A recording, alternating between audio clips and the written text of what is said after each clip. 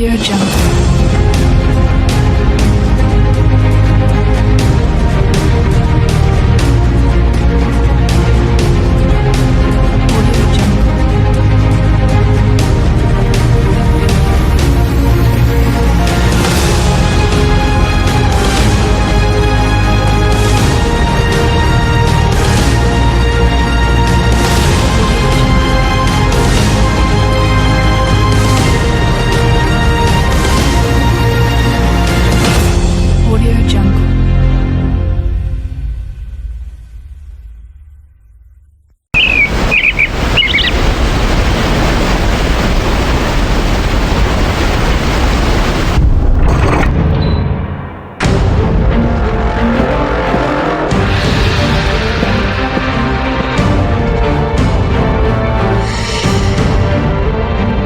I am the Knight, and I have a question for you. Have you ever heard of hippophobia? It sounds like a fear of hippos, doesn't it? Actually, it's applied to chess players who fear the presence of enemy knights on the chessboard. These players take great risks for the sole purpose of getting those enemy knights off the board. Hippos comes from the Greek word meaning horse. In many countries, the knight is still known as the horse, and many chess sets represent the knight as a piece shaped like a horse.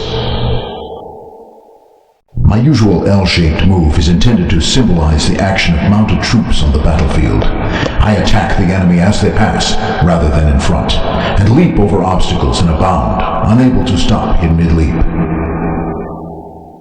From my starting position, I move 2 squares along the same rank or file, and then 1 square to the right or left. I can make this move regardless of any pieces that may be in my way, friendly or hostile, as long as my destination is not occupied by a friendly piece. Enemy pieces are taken like this.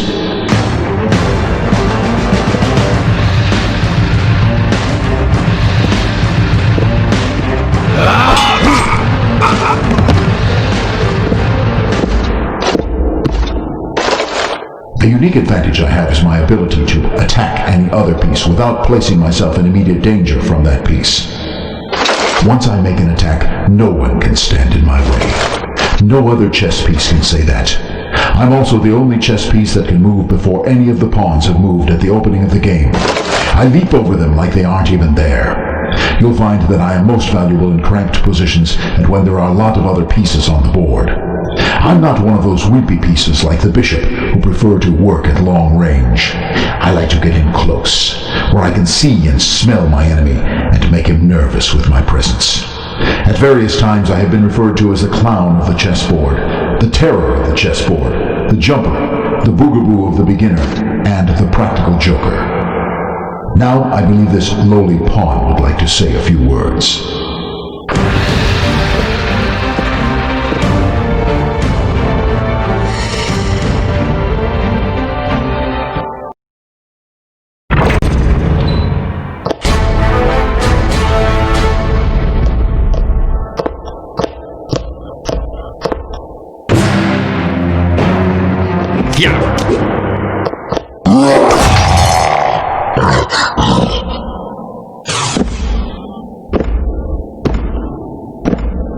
I am the Rook.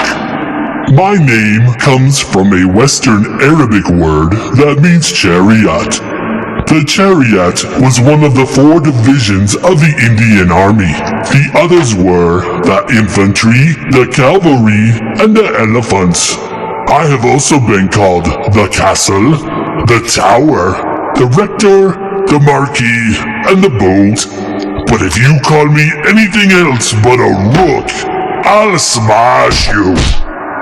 I am second only to the Queen in terms of my power of movement. I can move parallel to the sides of the chessboard, across any number of unoccupied squares, in any file or rank. I can move forward, backwards, or sideways, but not diagonally. If an enemy is in my path, I can smash him and take his place. At the beginning of the game, I can't do much, because everyone is in my way. I hate that. I want to smash things.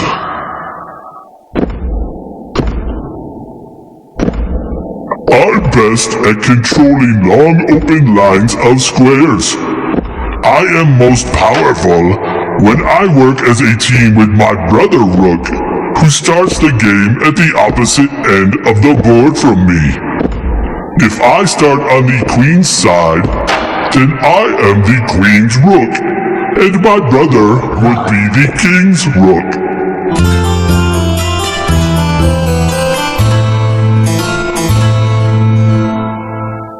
Pay attention, because I am going to demonstrate castling, and I am only going to go through it once. If you don't understand, I'll smash you. The ancient Italians viewed the rook as a fortress in which the king could flee for safety when he was threatened. This point of view evolved into the modern system of castling, which can only occur once per player per game. It's the only time a player can move 2 pieces during a single turn, and the only time a king can move more than 1 square per turn. This is a castling maneuver.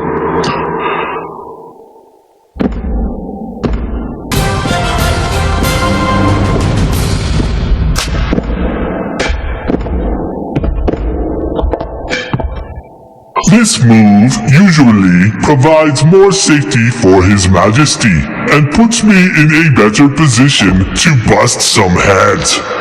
Castling can occur if the king and the castling rook have not previously been moved during the game and if the king is not in check. Obviously, the squares between the king and the rook must be unoccupied.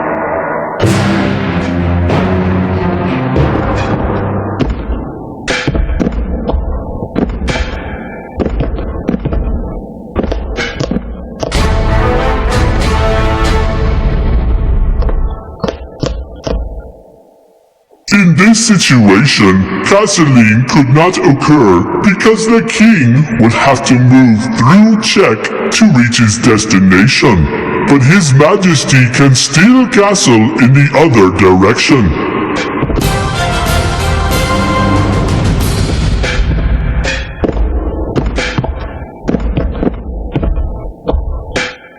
Castling occurs in about 95% of all chess games. And in 90% of these games, the players castle with King's Rook because there are fewer pieces to move out of the way. And that's all there is to it. It should now be obvious to you that a rook laughs at danger. I scare the pants off of most other chess pieces. Entire armies break like crashing waves against me, leaving me unharmed.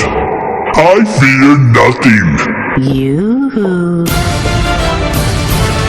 Well, almost nothing.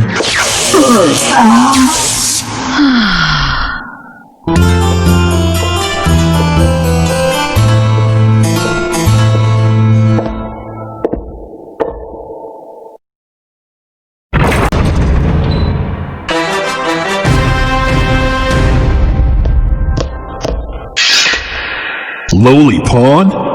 The way I see it, we're all pawns in the game of life. Someone is always pushing us around, always telling us what to do and deciding our fates. We can't fight it. I don't care who you are, a king, a queen, a bishop, or a pawn. We all come to the same fate in the end. We're all doomed. It's just that a pawn reaches that fate faster than the other pieces on the board. Pawns are just cannon fodder. It's so depressing. Consider this. These are the functions of the 8 pawns. To shield the king by controlling the 3rd and 4th ranks with our bodies. To defend and be the first to be sacrificed. To engage the enemy in combat. To prepare the way for more important chess pieces. And if we're really lucky, to struggle forward to the 8th rank for a battlefield promotion. As you can see, these pawn functions aren't exactly conducive to a long life. Have you noticed you never see a gray-haired old pawn? Now you know why. The word pawn is derived from peon, which means laborer. In 15th century England, the 8 pawns were carved to represent different trades. The rook's pawns represented farm workers. The knight's pawns represented stone, iron, or woodworkers, or keepers of the king's highway. The bishop's pawns were notaries and innkeepers. The king's pawns were merchant bankers. The queen's pawns were physicians. Those were the days when we had better lives. Then, in the 18th century, all pawns were made to look identical, and we lost our individuality. Now it's more like being in the army. Let's talk about my movement. Either because we are brave, or because we are stupid. Pawns can only move forward into unoccupied squares, 1 square at a time. We never retreat, so a bad pawn move can't be corrected. However, the first time a pawn is moved, he has the option of moving forward 2 squares. When I take an enemy piece, they have to be waiting for me in one of the 2 squares diagonally ahead of me. I can't take a piece that's directly in my forward path. This is supposed to resemble a soldier slaying his enemy with a sideways thrust of his sword. Baby, let's see if you can take me. What about your husband, the king? He's not here. Forget about him. I want you. This is some kind of trick, isn't it? You're my sworn enemy, Your Majesty. You'll never know unless you take a chance and come on over here. It's your move. I'll show you a good time.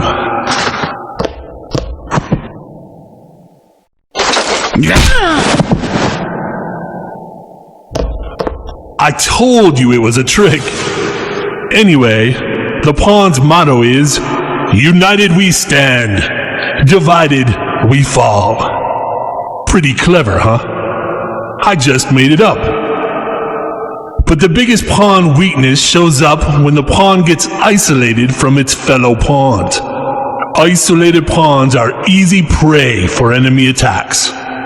However, you'll notice that the more powerful pieces usually retreat when faced with a pawn attack.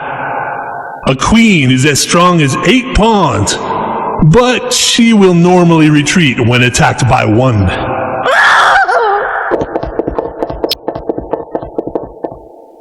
One more thing I should tell you about is how I take an enemy piece en passant, which is a French term that means in passing. When I'm in a square at the 4th rank, like I am now, and an enemy pawn decides to move forward 2 squares on his first move, I can capture him en passant, like this.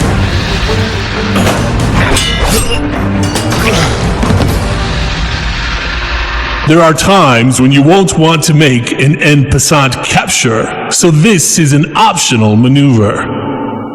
In any case, it's too dangerous for me to keep standing around out here by myself, so I'll just be moving along, if you don't mind.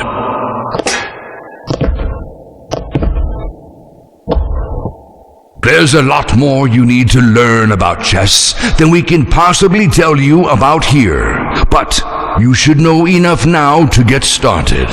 And what's my advice?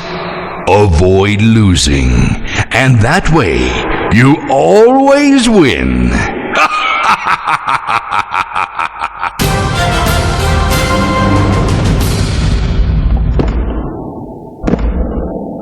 Play chess now, or I'll smash you.